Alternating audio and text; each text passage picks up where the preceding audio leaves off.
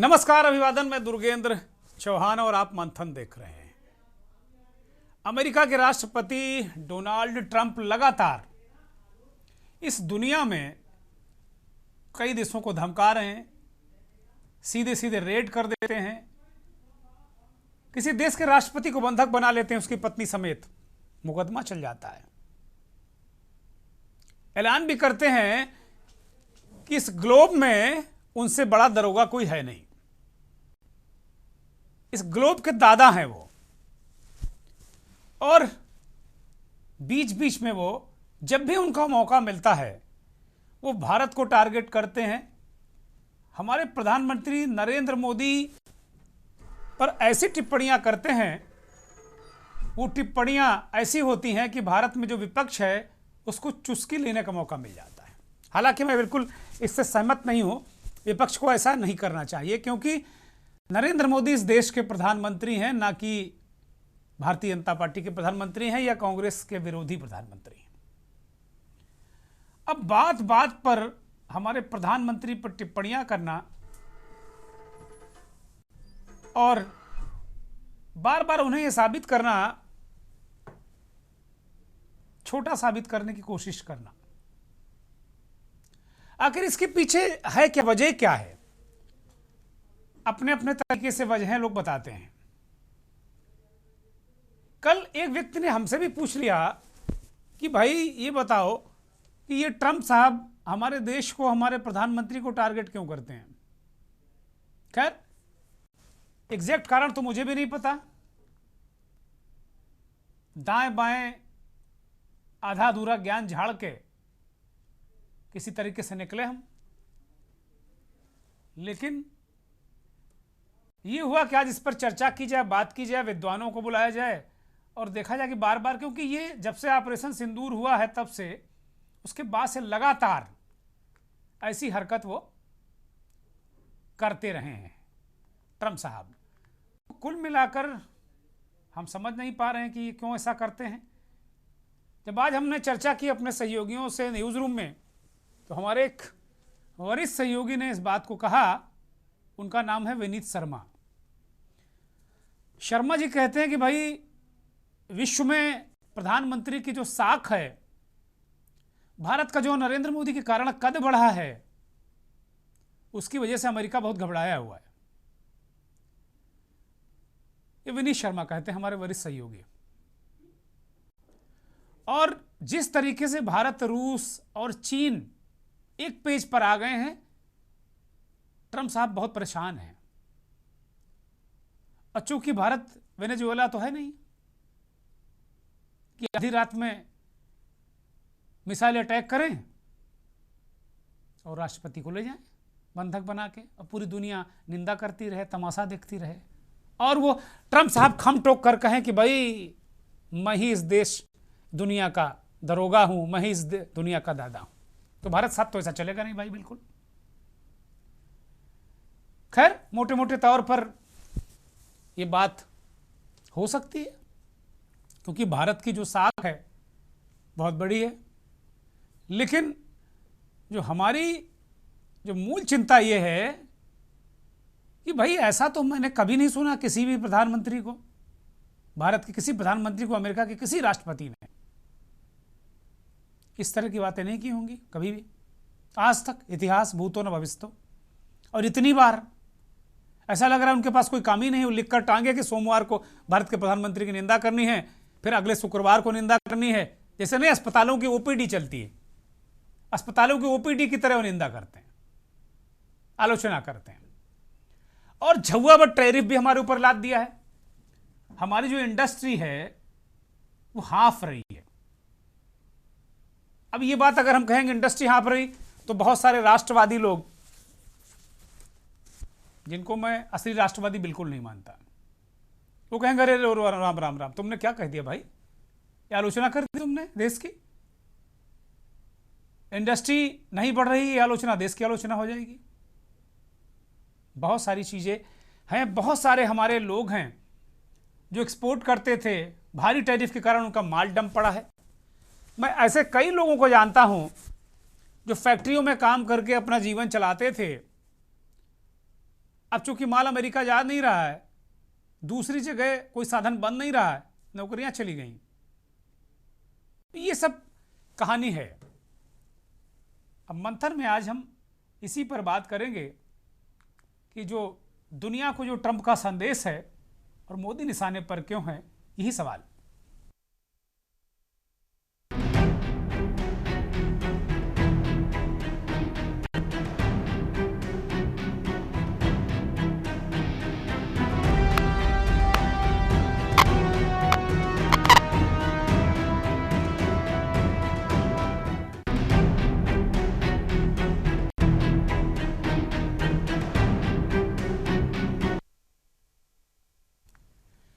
एक भारत के एक इंजीनियर साहब हैं, बहुत पुराने इंजीनियर हैं, उन्नाव जिले के मूल निवासी हैं, ज़्यादातर अमेरिका में रहते हैं। 2013 के आसपास वो भारतीय जनता पार्टी के उपाध्यक्ष थे, पुराने नेता हैं, लेकिन नेता नगरी छोड़ के वे शुद्ध अपने व्यवसाय में आ गए हैं।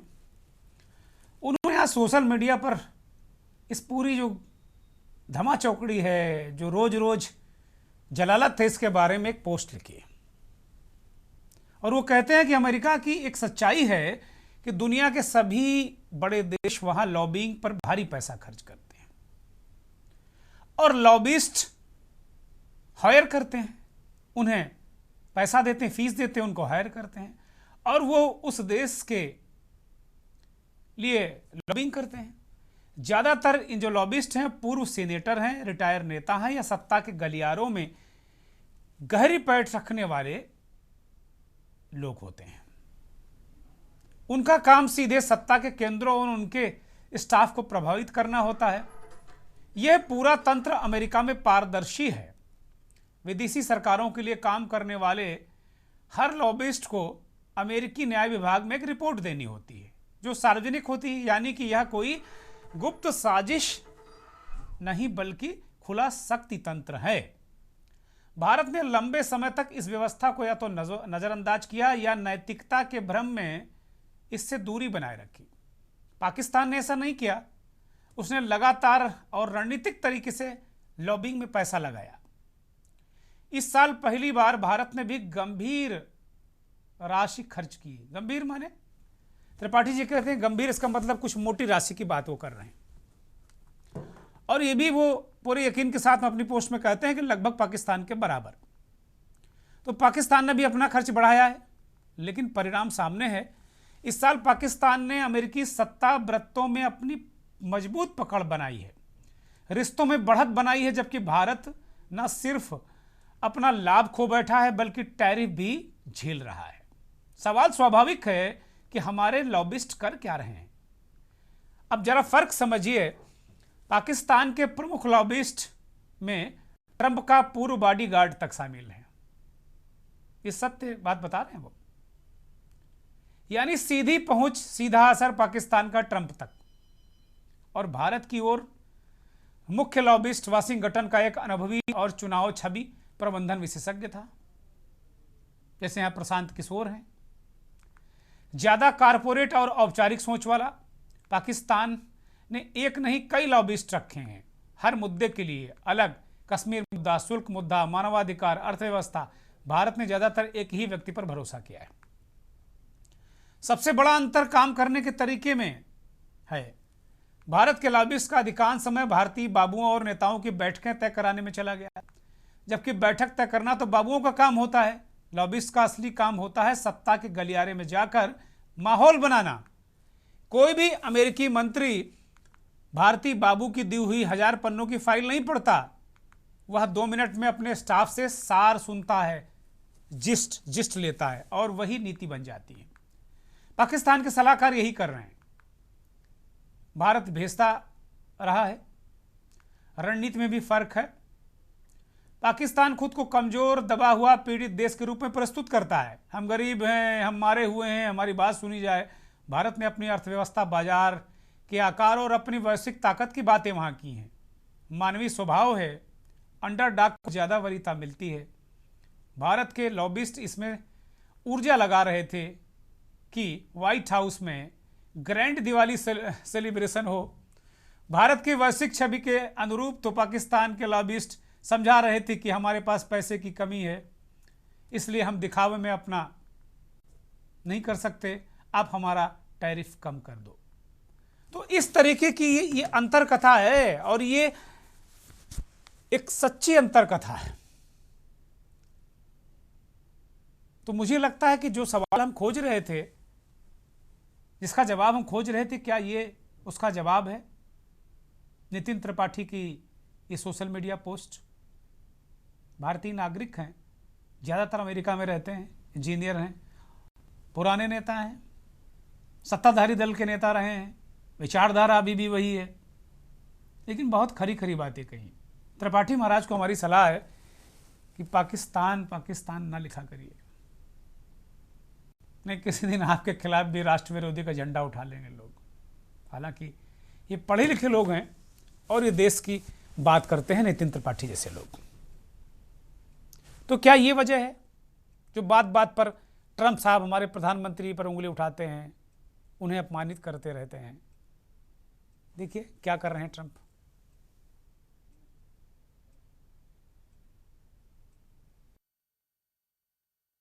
Prime Minister Modi came to see me. Sir, may I see you, please?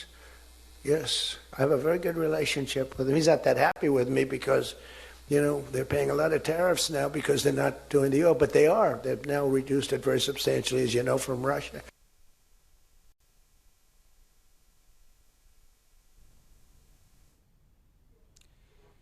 तो ये जो ट्रंप का ये बयान है, ये टुकड़ों में आया है। कुछ और बयानात सुन लीजिए इस पूरे जो ट्रंप कांड पर। अब तो अति हो गई है। डोनाल्ड ट्रंप नरेंद्र मोदी को बेइज्जत करे या नरेंद्र मोदी उनके साथ गलबैया करें, ये उनका निजी मामला है, लेकिन जब बात भारत के प्रधानमंत्री पद की आएगी तो निश्चित तौर पर सवाल उठेंगे। जिस तरीके से डोनाल्ड ट्रंप लगातार नरेंद्र मोदी जी को बेइज्जत कर रहे हैं, उनको गुड गाय कह रहे हैं, उनको कह रहे हैं कि वो जानते हैं कि नरेंद्र मोदी से वो खुश नहीं है और मोदी जी उन्हें खुश करना चाहते हैं। अगर ये आप दोनों का व्यक्तिगत मामला है तो भाजपा वाले इस अपमान को सहें, नरेंद्र मोदी इस अपमान को सहें या उनके साथी इस अपमान को सहें, लेकिन भारत के प्रधानमंत्री के पद पर प्रतिष्ठित है, सुशोभित है नरेंद्र मोदी जी, प्रधानमंत्री पद का अपमान नहीं सहा जाएगा। कांग्रेस के राष्ट्रीय प्रवक्ता सुरेंद्र राजपूत बात ठीक कह रहे हैं कि भाई भारत के प्रधानमंत्री, ठीक है व्यक्ति विशेष को कर सकते हैं, दल विशेष को आप कहिए, कहते रहिए, वो दल व्यक्ति विशेष जवाब देगा, लेकिन भारत जैसे संप्रभु देश के सर्वशक्तिमान प्रधानमंत्री को अगर कोई इस तरीके की बातें करे तो पूरे देश का अपमान है, मेरा भी अपमान है, सुरेंद्र राजपूत का भी अपमान है, बहुत सारे लोगों का अपमान है। एस जयशंकर जो समय विदेशी दौरे पर हैं, उन्होंने इसका किस तरीके से जवाब दिया, हमारे विदेश मंत्री हैं, सुनिए। In this day and age, countries are more, I don't want to say they become more selfish, but they will do things only if it is of direct benefit to them. They'll offer you free advice. If something happens, they'll say, no, please don't do that, it worries us if there is tension. Sometimes you hear people saying, like it happened during Operation Sindhu. Now, if you ask them, saying, oh, really, you're worried? Why don't you look at your own region and ask yourself, what are the levels of violence there? How much risks have you taken? How much worry the rest of us have about what you're doing? But, that's the nature of the world. People, what they say is not what they do. And we have to accept it in that spirit as well. Shankar साहब ने इशारों में कहा कि भाई कुछ लोग ऐसा करते हैं, कुछ लोग वैसा करते हैं, कुछ ऐसा करते हैं। ऐसे मान लीजिए हमको किसी को गरियाना हो तो उसके मोहल्ले में जाए कि हम लोग इशारों में बताते रहेंगे, भाई तुम ऐसा कर रहे हो, तुम वो एक आदमी है वैसा करता है, वो वैसा करता है, यही कर रहे हैं। लेकिन सीधा तौर पे जवाब शायद ही हमने कभी एक दो अवसरों पर दिया हो, और आज इसी पर हम चर्चा करेंगे। बड़ी महत्वपूर्ण चर्चा है। मेहमान जो हमारे साथ जुड़ेंगे उनसे मेरा अनुरोध है कि बहुत सार्थक चर्चा करने की ज़रूरत है और हम सबको मिलकर एक साथ जवाब देने की ज़रूरत है, और ये भी तलाशने की ज़रूरत है कि भाई हम कमज़ोर क्यों पड़ रहे हैं या नहीं पड़ रहे हैं कमज़ोर, हम केवल मुंह नहीं लगा रहे हैं, हम उसकी तरफ उलझना नहीं चाहते, कारण क्या है। देश को बताया जाना चाहिए ताकि देश का प्रत्येक नागरिक इस बात को लेकर चिंतित है कि अगर हमारे प्रधानमंत्री को कोई कुछ कहेगा तो उसका मतलब मुझे कह रहा है, पूरे देश को कह रहा है, 144 करोड़ लोगों को कह रहा है। हमारे साथ भारतीय जनता पार्टी के वरिष्ठ नेता विजय खेड़ा साहब आ गए हैं। बहुत स्वागत। संजीत कुमार कांग्रेस के नेता हैं। दिनेश गर्ग इकोनॉमिस्ट के रूप में जुड़े हैं। इस देश और दुनिया के कई देशों में पत्रकारिता कर चुके आलोक भदौरिया हमारे साथ वरिष्ठ पत्रकार के रूप में जुड़ गए हैं। मौसमी के सचदेवा विदेश मामलों की जानकार हैं और मनीष शर्मा राजनीतिक विश्लेषक के तौर पर इस चर्चा में शामिल हैं। सभी मेहमानों को बहुत स्वागत, बहुत धन्यवाद, बहुत आभार।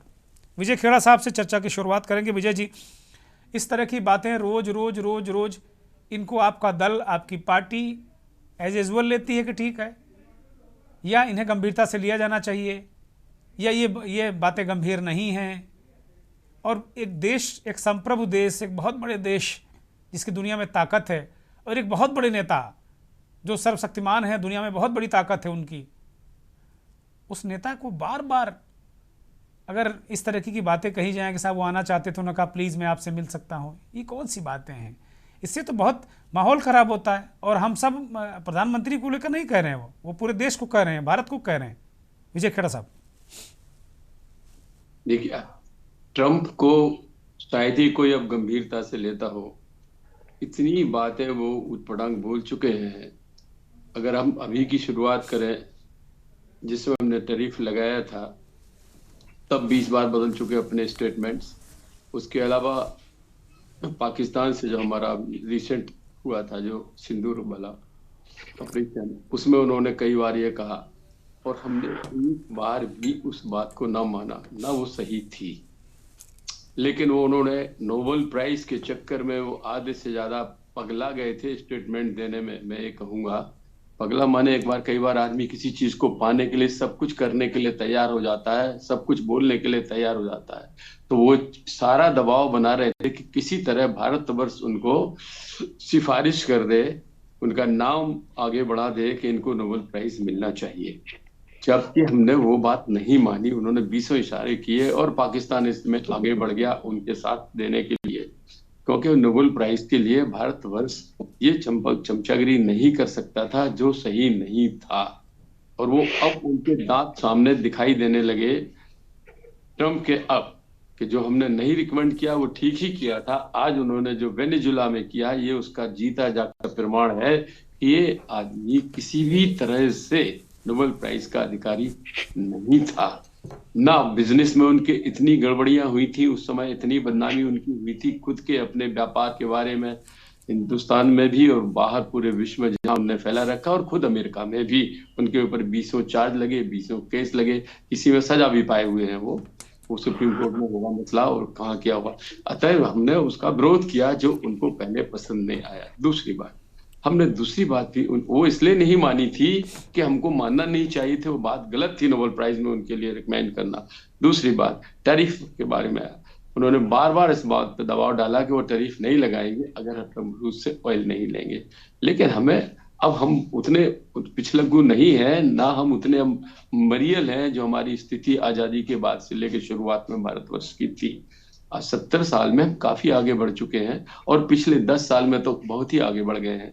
मेरा कहने का कुल मतलब ये है कि हमको आवश्यकता नहीं थी कि हम उनकी बात मानते, जो हमारे राष्ट्रीय हित में नहीं थी, बल्कि हमारी वैश्विक स्थिति को भी कमजोर करता हो। जो भारत जिस तरह से विश्व पटल पर आजकल आगे बढ़ रहा है, छायाता जा रहा है, जिस तरह से 3-4 चीजों में आगे बढ़ गए, एआई में विश्व में नंबर 2 हो गया, आर्टिफिशियल इंटेलिजेंस में, आज डिजिटल ट्रांजैक्शंस में हमारी स्थिति ये है कि हमने 4 कंट्रीज को पीछे छोड़ दिया, जापान, चीन, इंग्लैंड को हम आगे निकल गए उनसे। इकोनॉमी में भी हम 5 में थे, अब 4थे पे आ गए, हम आगे बढ़ गए, जापान के पीछे छोड़ दिया। इन सब बातों से जलन होना स्वाभाविक है। लोग कल तक जिस भारत को समझते थे कि हम पीछे हैं, हम डेवलपिंग कंट्रीज भी नहीं हो पा रहे हैं, हम डेवलप्ड की ओर एकदम आगे बढ़ चले हैं। अब विश्व में हमारी से हो गई है। अमेरिका ये बात बर्दाश्त वैसे भी नहीं करता है जनरल, और ट्रंप तो जैसे बड़बोले हैं, उन्हें तो और भी नागवार गुजरा होगा जब हम बार कहने पर भी उनकी बात हमने नहीं मानी। रूस से तेल भी लिया, रिफाइंड भी किया और दूसरे देशों को बेचा भी। टैरिफ लगाने के बाद वो सोच रहे थे हम महीने 2 महीने में झुक जाएंगे, उनके आगे आ जाएंगे, वो भी नहीं हुआ। अब उन्होंने जो वेनेजुला में हरकत की है, इसके बाद तो सवाल ही नहीं उठता है क्योंकि ये एक ऐसी ऐसी घटना है जिसको पूरी विश्व मंजूर नहीं करेगा, स्वीकार नहीं कर पाएगा, और धीरे धीरे आप ये देखेंगे ये विरोध पूरे विश्व में छा जाएगा, क्योंकि ये हिंसा से किसी देश को, राष्ट्रपति को उठा लेना मतलब बिल्कुल ही गलत हुआ है। तो ट्रंप का ये निकल आया। अब अगर हम इस तरह की बात करें कि इसको उठा के कांग्रेस पार्टी ने आज बातचीत शुरू कर दी कि वो भारत झुक गया, ये झुक गया, तो ये तो झुका तो है ही नहीं, क्योंकि हम झुके ही नहीं कहीं पर अभी तक। लेकिन मैं एक बात जरूर याद दिलाना चाहूंगा कांग्रेस को, जो ओबामा जी ने अपनी किताब में लिखा था ए प्रॉमिस लैंड में, वो जरूर याद दिलाना चाहिए। इसमें स्पष्ट रूप से उन्होंने लिखा था कि राहुल गांधी राजनीति के एक नर्वस विद्यार्थी हैं। किताब में लिखा, इतने अनुभव के बाद उन्होंने अपनी किताब में, उसके बाद इससे ट्रंप और मोदी का क्या मतलब? राहुल गांधी से और ट्रंप और मोदी का क्या मतलब? भाई भारत के राहुल गांधी भारत के प्रधानमंत्री नहीं है विजय खेड़ा। जब वो होंगे तब देखा जाएगा, नहीं होंगे तो तब देखा जाएगा। आज वो प्रधानमंत्री को कह रहे हैं, एक संवैधानिक पद पर बैठा हमारा देश का सर्वोच्च नेता जो विश्व गुरु है, विश्व गुरु भारत को बना रहे हैं, वो एक ऐसे नेता के बारे में अगर इस तरह की बात करें तो उसमें राहुल गांधी नर्वस हो, नॉन सीरियस हो, पप्पू हो, उससे इस देश का कोई लेना देना नहीं। ओबामा की बात जब तक अधूरी रहेगी, जब तक पुराने चर्चा नहीं होगी, जब तक लोग नहीं जानेंगे कि पीछे स्थिति क्या थी, जब तक ये लोग नहीं जानेंगे कि 10 साल हमने मनमोहन सिंह के समय किस तरह बर्बाद किए इस देश ने, और जो अब मोदी के ऊपर लांछन लगा रहे हैं कि वो झुक गए, कांग्रेस नेताओं के स्टेटमेंट से प्लीज दिल पे हाथ रखिए, दिल पे हाथ रखिए, तब कहिए डॉक्टर मनमोहन सिंह को मरहूम हैं, उन्होंने देश को कहां ले गया। आप लोग कैसी बातें करते हैं। मैं एक ब्रेक पर जाऊंगा, ब्रेक लिया जाए, ब्रेक।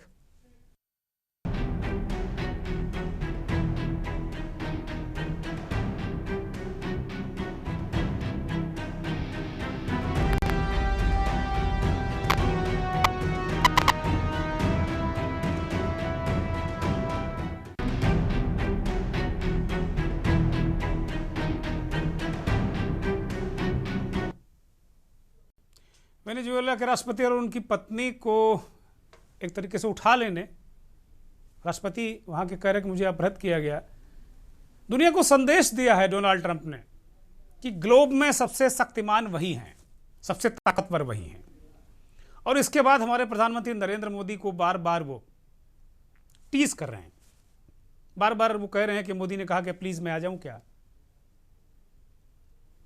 आपसे मिलने आ जाऊं क्या, मैं नाखुश हूं, ट्रंप टैरिफ बढ़ा दिया, वो नाखुश हैं।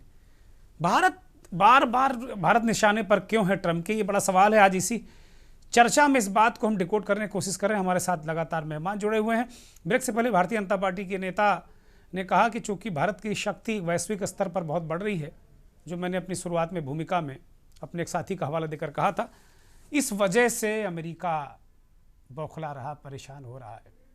जितने कड़े शब्दों में इस कार्यक्रम में भारतीय जनता पार्टी के नेता विजय खेड़ा साहब ट्रंप की निंदा कर रहे हैं, मुझे लगता है कि भारत से इस तरह की कितने कड़े शब्दों में निंदा नहीं हुई है, नहीं वरना अब तक उनको पता चल जाता कि भारत देश में क्या चल रहा है और कैसा है। संजीत कुमार कांग्रेस के नेता हैं। संजीत कुमार, नरेंद्र मोदी बीजेपी के प्रधानमंत्री तो है नहीं भाई, इस देश के प्रधानमंत्री हैं, भारत के प्रधानमंत्री हैं, हमारे प्रधानमंत्री हैं, 140-144 करोड़ लोगों के प्रधानमंत्री हैं। अगर प्रधानमंत्री को पे कोई टिप्पणी करता है आप लोग खुश होते हैं, जश्न मनाते हैं, प्रेस कॉन्फ्रेंस करते हैं, बयान देते हैं, ये क्या तरीका संजीत जी, कोई अच्छी बात है? जी नमस्कार सभी साथियों को, और खासतौर से दुर्गेंद्र जी, मैं आपको बहुत बहुत साधुवाद देना चाहूंगा कि आपने इस महत्वपूर्ण विषय को आज आपने अपने विचार मंथन में रखा है। काश ऐसा होता जो आपने इंट्रोडक्शन में कहा है कि मोदी की साख से ट्रंप घबराए हुए हैं, काश ऐसा ही होता, काश ऐसा ही होता कि जिस प्रकार से पूर्व में भारत की मीडिया और भारतीय जनता पार्टी के नेतागण ये कहा करते थे कि मोदी का सबसे बेहतरीन दोस्त ट्रंप आज भारत आया है, हाउडी मोदी, ये क्यों हुआ और क्यों हमें तकलीफ है इस बात का। मोदी देश के प्रधानमंत्री, हम भी कहते हैं कि देश के प्रधानमंत्री हैं। आप कि व्यक्तिगत संबंध अपनी जगह हो सकते हैं। आपने खुद मोदी जी ने स्वयं कहा था कि अब की बार ट्रंप सरकार, हाउडी मोदी स्वयं वहां अमेरिका के स्टेडियम में चल करके ज्वाइंट उन्होंने सम्मेलन किया था और वहां पर उन्होंने दोनों ने मिलकर के भाषण दिया था। क्या कारण है कि आज कुछ ही समय बाद ही ऐसी परिस्थितियों का सामना आज भारत को करना पड़ता है? हम भी यही सवाल करते हैं कि आपके व्यक्तिगत संबंध हो सकते हैं। बड़े बड़े डिप्लोमेट्स अपने भाषणों में, टीवी डिबेट्स में बार बार ये कहा करते थे कि पर्सनल केमिस्ट्री, तो शायद भारतीय जनता पार्टी के लीडरशिप इनके ऊपर बाहें खिला करके अपने कमेंट्स दिया करते थे।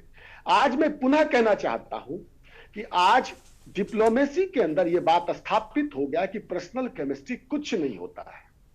मोदी जी जिस राह पे आप चले थे, पर्सनल केमिस्ट्री की थियरी को लेकर के चले थे, वो थियरी ही गलत थी आपकी। पर्सनल केमिस्ट्री कुछ नहीं होता है। अब होता क्या है? होता यह है कि अगर अमेरिका के राष्ट्रपति, आज भारतीय जनता पार्टी के प्रवक्ता ठीक कह सकते हैं, उनके पास पूरी लिबर्टी है कि वो नासमझ हैं, माफ करिए, वो अमेरिका के राष्ट्रपति हैं। आप अमेरिका के राष्ट्रपति को नासमझ कह सकते हैं, ट्रंप को कह सकते हैं, लेकिन अमेरिका के राष्ट्रपति के बारे में जब तक वो राष्ट्रपति हैं, हम उनके बारे में नासमझी वाली बात नहीं कहेंगे। क्यों नहीं कहेंगे? क्यों नहीं कहना चाहिए?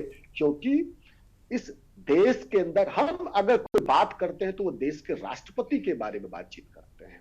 ठीक उसी प्रकार पलट करके अगर इसी बात को देखें तो ट्रंप को भी हमारे प्रधानमंत्री आदरणीय मोदी जी के बारे में नहीं बोलना चाहिए। हमें बुरा क्यों लगता है? हमें बुरा इसलिए लगता है क्योंकि आज से 4 साल पूर्व, 3 साल पूर्व, 5 साल पूर्व भारतीय जनता पार्टी और वर्तमान मीडिया के माध्यम से जो एक छवि गढ़ने की कोशिश की गई थी कि ट्रंप मोदी के सबसे करीबी दोस्त हैं, सबसे प्रिय दोस्त हैं, और मोदी पर्सनल केमिस्ट्री में बार बार घंटा दर घंटा लोग बहस करते थे कि मोदी पर्सनल केमिस्ट्री बनाने में बहुत ही महारत हासिल करते हैं।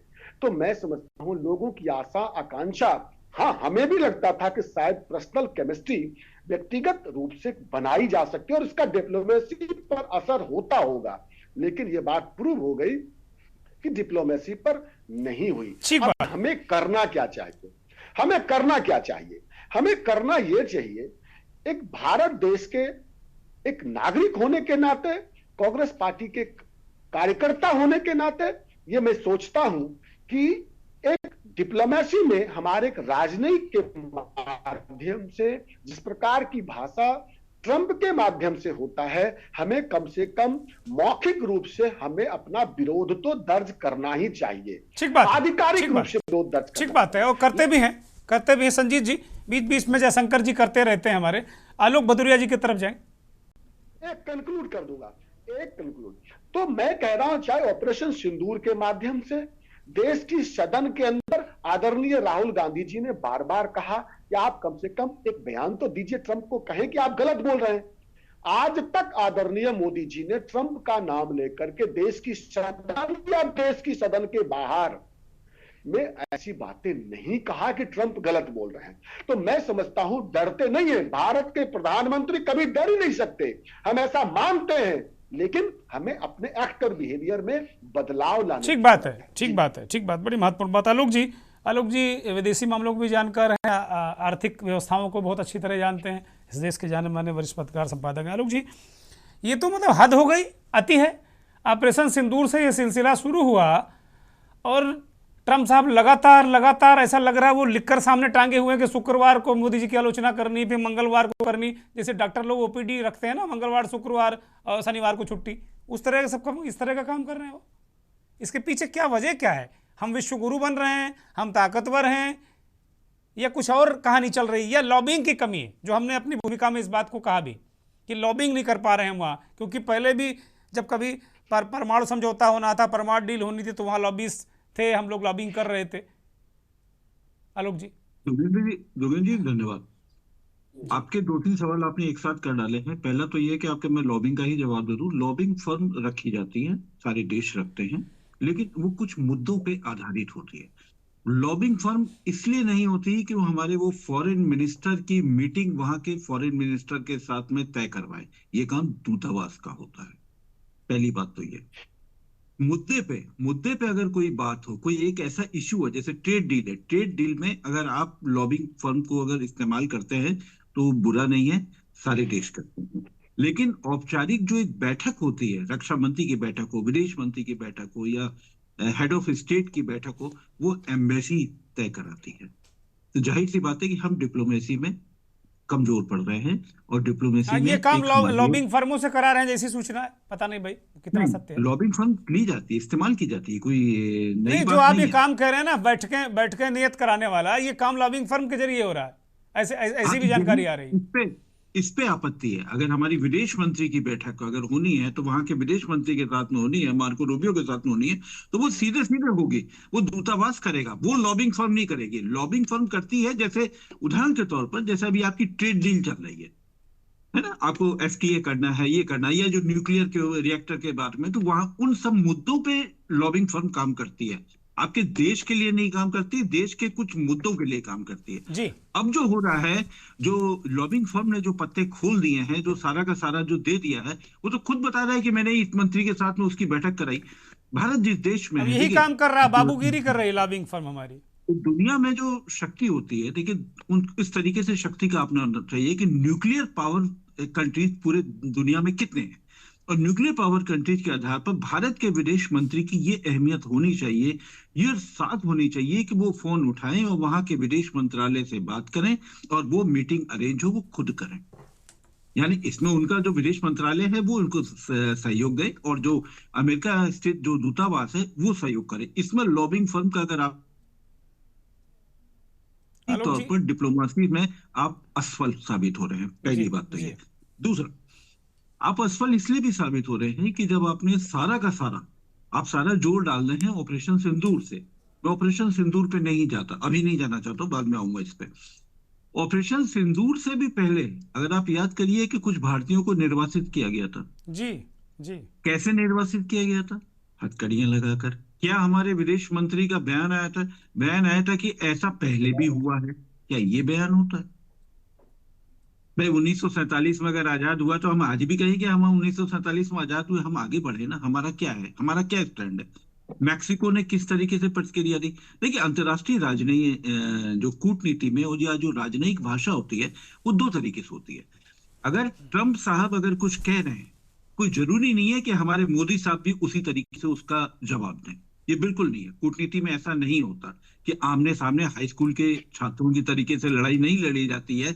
लेकिन कूटनीति में यह भी होता है, एक दूसरा मंत्री बोले, रक्षा मंत्री कोई बयान दे, संसद से कोई बयान दिलवाया जाए, विदेश मंत्री से कोई बयान दिलवाया जाए, उसी मुद्दे पर बयान दिलवाया जाए जिन मुद्दे पर वो बोल रहे हैं, लेकिन वहां आप चुप्पी साध लेते हैं। तो पहली बात है कि ये चुप्पी साधना नहीं होता है, एक सीमा के बाद में आपको बोलना पड़ता है। आप सॉफ्ट टारगेट बन गए हैं। वहां भी जब आप प्रधानमंत्री के साथ वहां पर आप न्योता देने के लिए अच्छा आलोक जी, इसको हम गांधीवाद कहें तो क्या आप कहेंगे इस पर? भाई गांधी जी नहीं, का इसको देश है, गांधी के इसको सिद्धांत पर हम चल रहे हैं।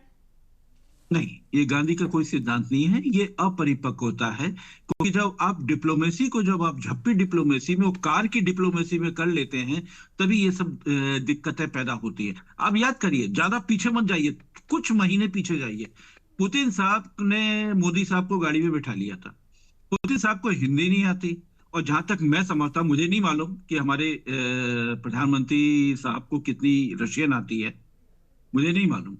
मुझे लगता है कि शायद रशियन में हाथ तंग होगा, और मेरे ख्याल से पुतिन का हिंदी में हाथ तंग होगा, या नहीं जानते होंगे, 2-3 शब्द। उसको लेते हुए मेन स्ट्रीम मीडिया ने क्या प्रचार किया था, इतना हुआ। और उस प्रचार का खंडन किसने किया? खंडन किया व्लादिमीर पुतिन साहब ने, जब एक इंटरव्यू में कहा था कि वो वहां पर जा रहे थे, उनकी गाड़ी नहीं आई थी, मैंने गाड़ी में बिठा लिया था। आप क्या करते हैं, समझिए तो सही। डिप्लोमेसी 1 और 2 दिन की नहीं होती है। डिप्लोमेसी बहुत लंबे कार्यकाल के लिए होती है। अब जैसे अमेरिका जो कर रहा है, तो अमेरिका में 2 चीजें हुई है। अमेरिका करना है मोनो डॉक्ट्रिन, जो कितनी पुरानी है, उसके आधार पर जो बात कर रहा है, वो उसके आधार पर बात कर रहा है। डिप्लोमेसी कभी एक नेता के आधार पर नहीं होती। पर्सनल केमिस्ट्री से कुछ हो जाता है, लेकिन मैं इसमें पर्सनल केमिस्ट्री से नहीं बात करूंगा। मैं कहता हूं कि अमेरिका से संबंध बेहतर करने की दिशा में भारत ने बहुत ज्यादा झुकाव एक दिखाया है, या कहना चाहिए दृढ़ता नहीं दिखाई है। पहला इसका सबूत, पहला ये कि आपने एलएनजी रूसी तेल खरीदना बंद कर दिया। इसकी जानकारी कौन देते हैं?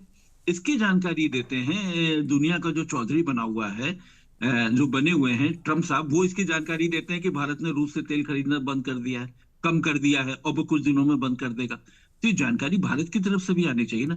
आप अपने पत्ते दूसरों को क्यों देते हैं खोलने के लिए? ऑपरेशन सिंदूर में भी उनका उसी तरीके का था। तो हमारे को जरूरी नहीं है कि मोदी साहब बयान दे, प्रधानमंत्री का बयान देना कूटनीति में जरूरी नहीं होता। लेकिन अगर प्रधानमंत्री जवाब नहीं देंगे तो बाकी रक्षा मंत्रालय, बाकी मंत्रालय क्या कर रहे हैं? क्या कोई मंत्री आकर नहीं बोल सकता था? क्या संसद में इसके मुद्दे पे बात नहीं हो सकती थी? क्या संसद में इसके ऊपर बयान नहीं जारी हो सकता था? आप याद करिए, एक न्यूक्लियर को लेते हुए जब अमेरिका के साथ पहली बार जब हम लोगों ने संबंध बनाए थे, तो पूरी संसद ने एक स्वर में जवाब दिया था। हाँ, न्यूक्लियर डील पर पूरी संसद ने तो कहा था। आपको विपक्ष को भी अपने पेज पे लाना पड़ेगा, अपने साथ जोड़ना पड़ेगा, और वो दिखने वाली चीज नहीं है, ऑप्टिक्स से काम नहीं चलता, ठीक आपको बात है, अंदर से भी ठीक करना बात है, पड़ेगा। ठीक बात है। मैं आता हूं। का सॉफ्ट टारगेट बनना किसी को मंजूर नहीं है, ठीक क्योंकि है। वो मोदी नहीं है, वो हैं 140 करोड़ के प्रधानमंत्री। तो अगर प्रधानमंत्री चुप्पी साध जाए तो कोई तो मैकेनिज्म होगा, कोई तो तरीका होगा जिस पे आप जवाब देंगे। ठीक है, तो वो जवाब क्यों नहीं आ रहा, ये बड़ा ज्यादा चिंताजनक बात है। ये बड़ा सवाल है, ये चिंताजनक बात है, बड़ा सवाल है। दिनेश गर्ग के पास जाएंगे, इकोनॉमिस्ट हैं दिनेश गर्ग। ये बताइए कि हम पूरी जो टैरिफ वाला मसला है, हम लोग पिछली दफ़ा भी आपके साथ हम लोग बैठे थे जब टैरिफ लगाया था उन्होंने, हम लोग बहुत आशान्वित थे कि टैरिफ कम हो जाएगा, डाइल्यूट होगा, संबंध ठीक हो जाएंगे। लेकिन ये तो दिनों दिन अजीब सी बातें कर रहे हैं ट्रम्प साहब। ऐसा लग रहा है वो गुल्ली डंडा खेल रहे हैं, वो गुल्ली दूर दूर मान रहे हैं, मोदी साहब उठा उठा के ला रहे हैं। अजीब अजीब स्थिति है भाई ये तो। और उन्होंने चूंकि एक हरकत ऐसी कर दी वेनेजुएला वाली कि हम सब बहुत चिंतित हैं विश्व को लेकर कि भाई ये शख्स ऐसे हैं कि पता नहीं क्या कर दें, कब क्या कर दें। और आर्थिक स्थितियां क्या भारत की, जो ये ट्रम्प साहब की आर्थिक दादागिरी है, जबानदराजी है, क्या इसकी वजह से हमारी आर्थिक स्थितियां कहाँ हैं आज? बहुत ईमानदारी से बताइएगा दिनेश जी। नहीं, प्रोफेशनल्स के पास इधर उधर की बात करने के लिए कुछ होता नहीं है। मैं इस पूरे आपका जो आज का टॉपिक है, मैं इसको 2 मिनट में पूरा का पूरा समराइज कर देता हूँ। हम शुरुआत करते ट्रम्प के 1.0 जो 1.0 का था टाइम फ्रेम था 2017 से 2021 वाला, जब ट्रम्प पहली बार अमेरिका के राष्ट्रपति चुन के आए थे।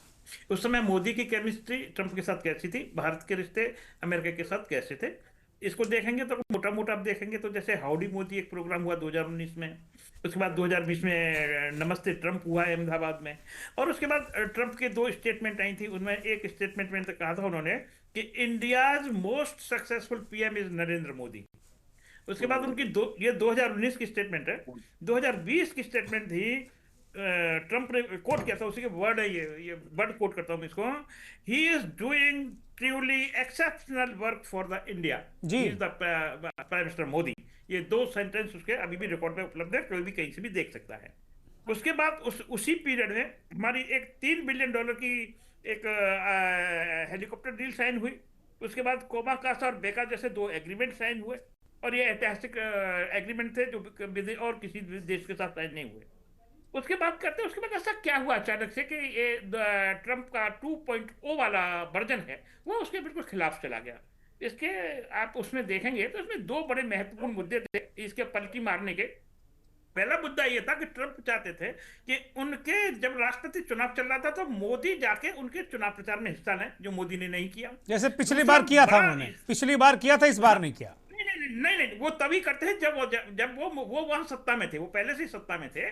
फिर आप किसी की कितनी प्रशंसा कर सकते हैं, वो एक कूटनीतिक प्रोटोकॉल है, वो आप कर सकते हैं। लेकिन चलते हुए चुनाव में अब बाइडेन जीतेगा कि ट्रम्प जीतेगा, ऐसा रिस्क कोई देश नहीं ले सकता, खासतौर पर अमेरिका के साथ। सर गर्ग सर, उन्होंने कहा था ना इस बार ट्रम्प सरकार, ये तो उसी जब ट्रम्प पहला चुनाव लड़ रहे तभी कहा था ना।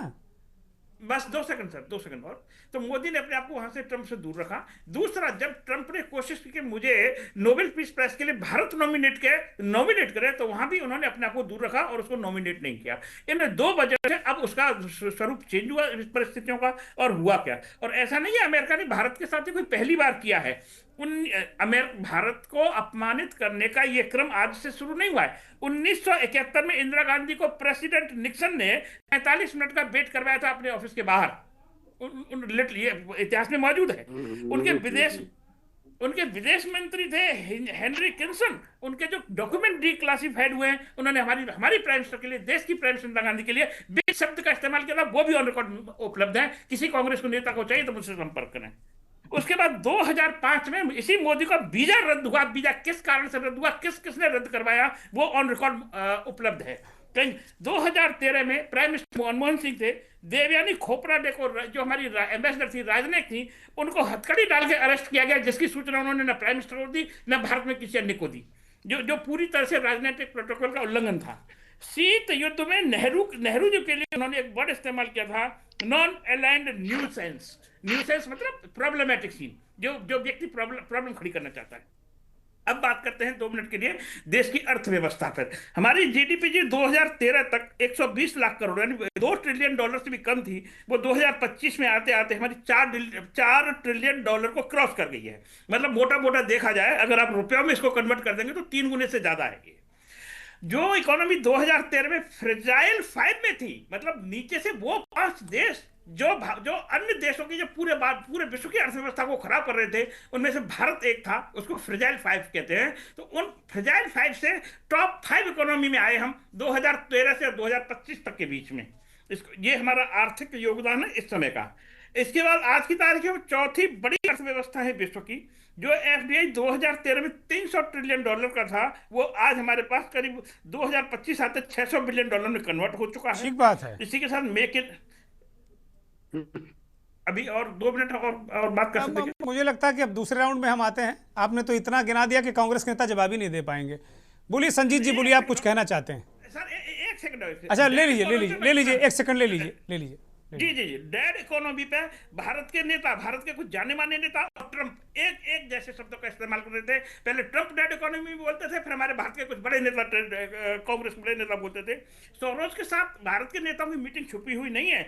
ऑपरेशन सिंदूर पे कभी जो हमारा क्रेडिट है, कभी अमेरिका लेता, कभी अमेरिका लेता, कभी चीन लेता। भाई पहले आपस में डिसाइड कर लो ऑपरेशन सिंदूर पे किसको क्रेडिट लेना है। ठीक है, हम सारी बातों से आपकी सहमत है दिनेश जी, लेकिन भारत के किसी प्रधानमंत्री को इतनी बार मतलब मुझे लगता है 100-150 बार मतलब अजीब सी बातें कर दी। मैं तो शब्द का भी इस्तेमाल नहीं कर सकता कि ऐसा ट्रंप ने भारत के किसी, मतलब अमेरिका के किसी राष्ट्रपति ने भारत के किसी मंत्री को इतना ज्यादा बार, इतने टाइम उनके बारे में इतनी टिप्पणियां नहीं की। मैं ये दावे के साथ कर सकता हूं, मेरे पास कोई भी दस्तावेज नहीं है। मैं केवल अपने अनुभव उसके आधार पर कह सकता हूं। संजीत कुमार बोलिए। नहीं, मैं सिर्फ इतना ही दिनेश जी को,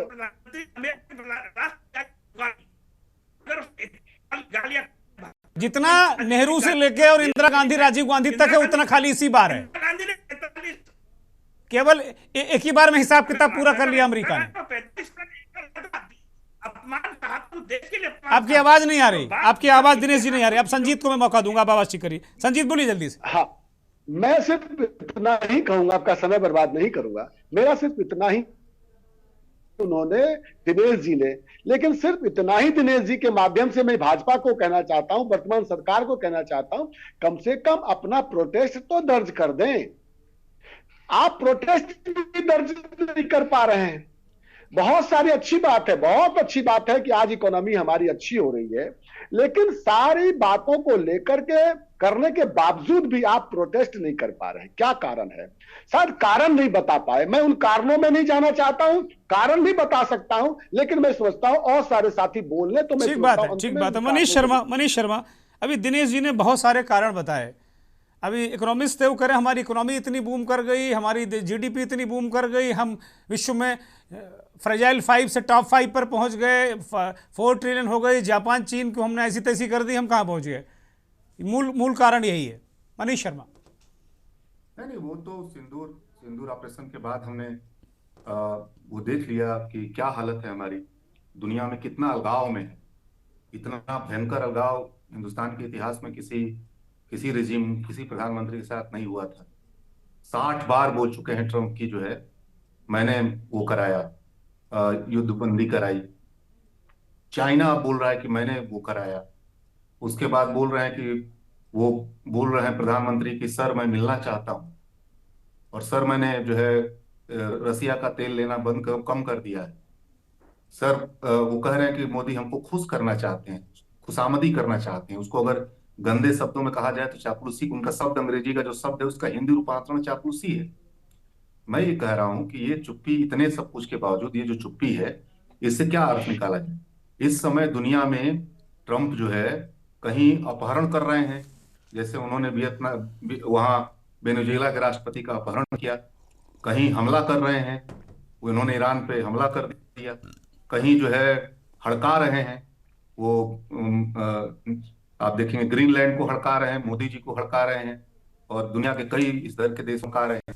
तो धीरे धीरे कुछ ऐसे 8-10 देश उन्होंने चुन लिए हैं, दुनिया के 8-10 देश चुन लिए हैं।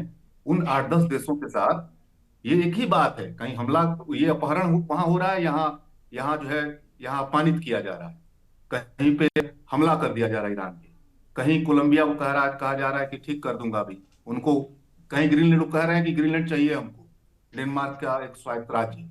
तो आप किन देशों में अपने आप को गिनना चाहते हैं? अगर इस पे आपकी चुप्पी बरकरार रहेगी, इन इतने सारे, जिसको आलोक जी बार बार कह रहे हैं कि आप डिप्लोमेटिक तरीके से भी आपकी सरकार बोल ही नहीं रही, आपकी सरकार नहीं बोल रही, प्रधानमंत्री छोड़ दीजिए, आपकी सरकार की चुप्पी है, एकदम से सन्नाटा बाई सन्नाटा।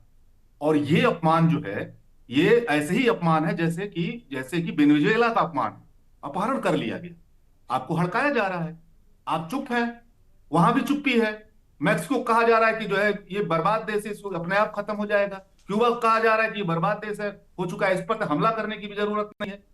ये रसिया को थोड़े बोल पा रहे हैं, ये चाइना को थोड़े बोल पा रहे हैं, ये जो है कनाडा तक को नहीं बोल पा रहे, उसने भी जवाब दिया। अब ध्यान दीजिए ना, मेरा ये कहना है कि आप किन देशों में गिना जाना चाहते हैं आने वाले समय में? मोदी जी किन देशों से अपनी तुलना करना चाहते हैं? ये कैसा विश्व गुरु है जो वेनेजुएला से अपनी तुलना कराना चाहता है, ईरान से अपनी तुलना कराना चाहता है, जो है मैक्सिको से अपनी तुलना कराना चाहता है? कैसा देश है? ग्रीनलैंड से अपना तुलना कराना चाहता है? सवाल ये है भाई साहब, मैं इसलिए इस बात को आपको कह रहा हूं, ये जो आपकी डिप्लोमेसी है पूरे देश में, आपको जो आप विश्व गुरु बनने की तरफ बढ़ रहे थे, आपको 8-10 ऐसे देश हैं दुनिया में जिसके ऊपर ट्रंप चढ़े हुए हैं, उसमें आपकी भी गिनती होने लगी है, दुनिया आपको ऐसे ही देख रही है। ये आप केवल ये केवल डिप्लोमेसी का मसला थोड़े।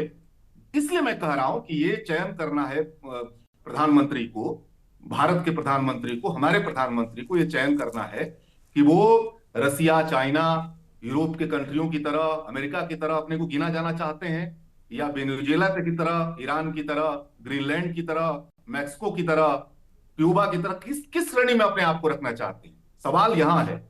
और मैं समझता हूं कि धीरे धीरे हमारे देश को ये दूसरे नंबर वाली श्रेणी में, जिसको अपने ठेंगे पर रखते हैं ट्रंप साहब, जिनको अपने जिसको लेकर के वो भयानक, मतलब कह लीजिए कि एक लंपटों की भाषा में बोलते हैं वो, मतलब कोई राष्ट्रपति ऐसे बोल रहा है।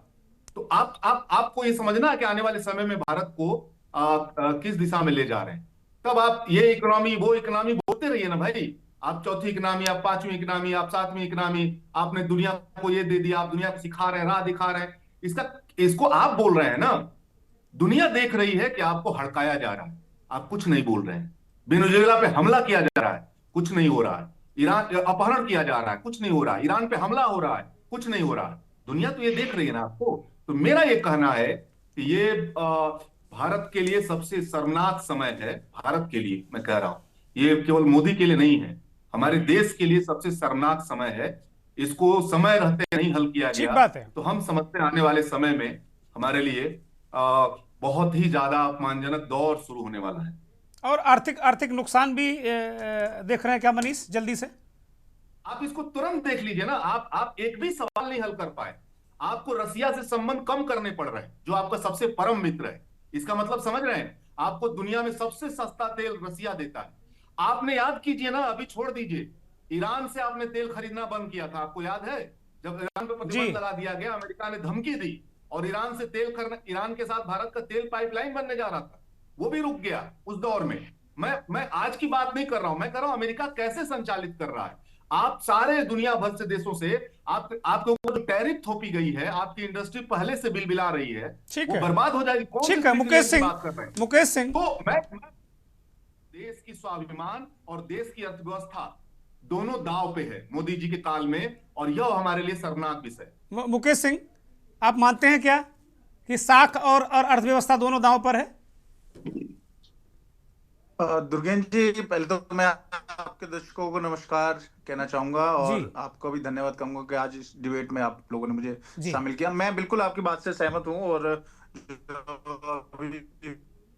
बोल रहे थे, आपके राजनीतिक विश्लेषक भी हैं और फॉरेन डिप्लोमेसी पे जो नजर रखते हैं, उनकी बात पे भी मैं सहमत हूँ। इस समय जो जिस तरह से अमेरिका द्वारा लगातार प्रधानमंत्री नरेंद्र मोदी के लिए बोला जा रहा है, कहीं ना कहीं भारत सरकार द्वारा, विदेश मंत्रालय द्वारा जो भी चीजें हैं उसको स्पष्ट रूप से बयान नहीं दिए जा रहे, तो कहीं ना कहीं दबाव में राजनीति जरूर हो रही है। और अगर बात करें रशिया के तेल की, अगर हम बात करें तो रशिया से तेल लेना बिल्कुल भारत ने कम कर दिया है।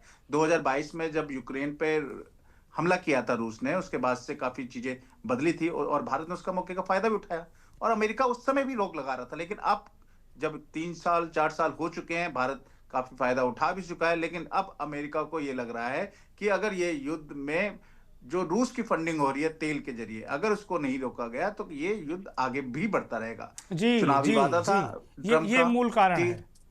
जी, आप समझिए, मेन आप बात समझिए कि जब 4 साल भारत दबाव में नहीं आया, यूरोपियन यूनियन ने भी काफी दबाव बनाया था कि भारत रूस का तेल ना खरीदे, लेकिन भारत खरीदता रहा। निश्चित तौर पर कहीं ना कहीं अगर किसी को टारगेट किया जा रहा है तो कहीं ना कहीं अमेरिका को ये पिंच हो रहा है कि भारत दबाव में क्यों नहीं आ रहा है।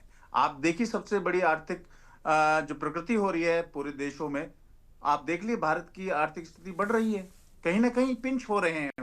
उन्होंने डेट इकोनॉमी कहा था, अमेरिका के राष्ट्रपति ने डेट इकोनॉमी कहा था। आप बताइए, भारत की इकोनॉमी क्या डेड हो रही है, 4थे नंबर पे आ चुकी है। तो कहीं ना कहीं ये वो अपने यहाँ भी गिर रहे हैं। तो उनको इस समय जल्द से जल्द यूक्रेन के युद्ध को रुकवाना है, जो उन्होंने एजेंडा दिया है यूक्रेन के राष्ट्रपति को, वो आए, समझौता करवाया कि भाई हम ये ऐसे कर दे। आप देखिए, उसके बाद भी रूस ने अभी 2 दिन पहले बहुत जबरदस्त हमले किए हैं। तो कहीं ना कहीं उनकी साख गिर रही है और उनका चुनावी वादा था कि यूक्रेन का युद्ध जैसे ही मैं सत्ता में आऊंगा मैं रुकवा दूंगा, लेकिन वो नहीं रुकवा पा रहे। और रुक क्यों नहीं रहा? क्योंकि अमेरिका को तेल के जरिए, रूस को जो हम तेल खरीद रहे हैं उसका पैसा मिलता है। आप रिपोर्ट देख लीजिए, 1 ट्रिलियन अमाउंट तेल हमसे खरीदा है रसिया से। तो हाँ, लेकिन इधर तो काफी कम हो गया है। अब तो बिल्कुल बहुत नगण्य सा हो रहा है धीरे धीरे। आंकड़ा बता रहा हूं कि हमने 1 ट्रिलियन से ज्यादा रुपयों का तेल खरीदा है रसिया से। तो कहीं ना कहीं युद्ध के समय पैसे की आवश्यकता होती है, तो कहीं ना कहीं चाइना और भारत ने रूस का सपोर्ट किया है। अमेरिका इस समय ये चाहता है कि भारत जो ट्रेड डील होने वाली है उसमें अपने किसी क्षेत्र, जो अमेरिका का किसी क्षेत्र है, उसको अपने यहाँ आना दे, लेकिन भारत वो नहीं चाह रहा, क्योंकि भारत चाहता है कि ठीक है। ये बड़ी महत्वपूर्ण चर्चा है। एक छोटी सी टिप्पणी मैं चाहता हूँ, विजय खेड़ा जी कुछ करना चाह रहे थे, बोलिए विजय खेड़ा जी, फिर मैं कार्यक्रम खत्म करूंगा। टाइम ओवर हो चुका है, ये ध्यान रखकर करिएगा।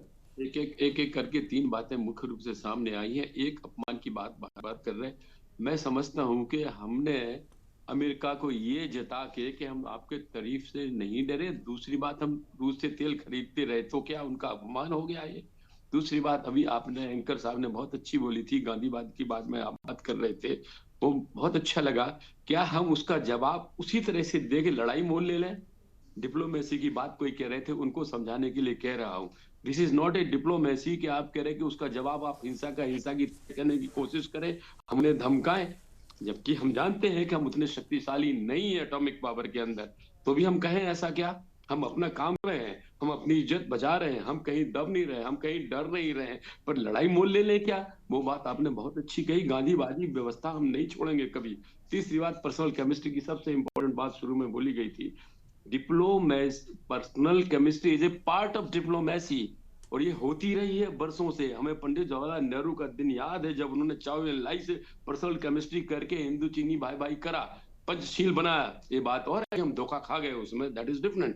पर्सनल केमिस्ट्री होती रही और होना चाहिए, और हम दोनों के साथ करते रहे, उसके ठीक लाभ है भी हमने ठीक है बहुत ठीक लिए है हैं। ठीक है आलोक जी, केवल 10 second, Alok ji 10 second please, 10 second respond करिए।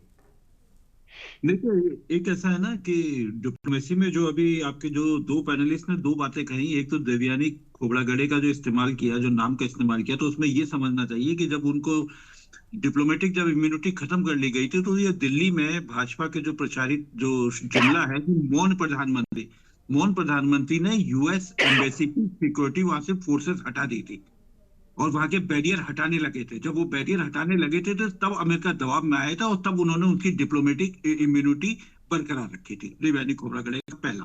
दूसरा ये कहा जा रहा है कि एफडीआई हमारे पास बहुत आया। एफडीआई आपका मैन्युफैक्चरिंग में नहीं आया जितना आना चाहिए, पहली बात। वो सर्विसेज और इन सब में आ रहा है, एफपीआई में आ रहा है, उसको आप इस तरीके से काउंट करते हैं तो ये आधा सच है, जैसे वो अश्वत्थामा मारा गया, वो नर वाला जो है पुराना बहुत महाभारत शुक्रिया वाला। जी और जी, तीसरा,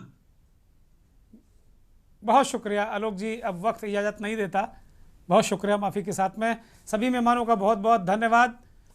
बड़ी महत्वपूर्ण चर्चा रही, कुछ चीज़ें डिकोड हुई हैं, हमें जवाब देना चाहिए, हमें लॉबिंग मजबूत करनी चाहिए, हमें अपनी अर्थव्यवस्था मजबूत करनी चाहिए। ये 3 बातें इस मंथन में निकल कर आई हैं। इस देश की सत्ता में बहुत विद्वान लोग बैठे हैं, वो विचार करें कि उन्हें क्या करना चाहिए। हम चाहते हैं कि हमारे प्रधानमंत्री को कोई उल जुलूल बातें ना कहे, क्योंकि वो पूरे देश को 140 करोड़ लोगों का अपमान है और वो हमारे प्रधानमंत्री हैं। नमस्कार।